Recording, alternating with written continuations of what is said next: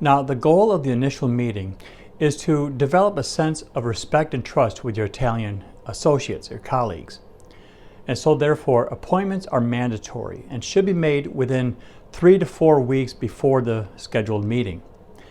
And about a week before the meeting, be sure to reconfirm your appointment either by phone, email, or fax in Italian if possible. Another thing to keep in mind is that in August, many Italians take advantage and they take their vacations going on holiday during this time, and a lot of companies will be closed.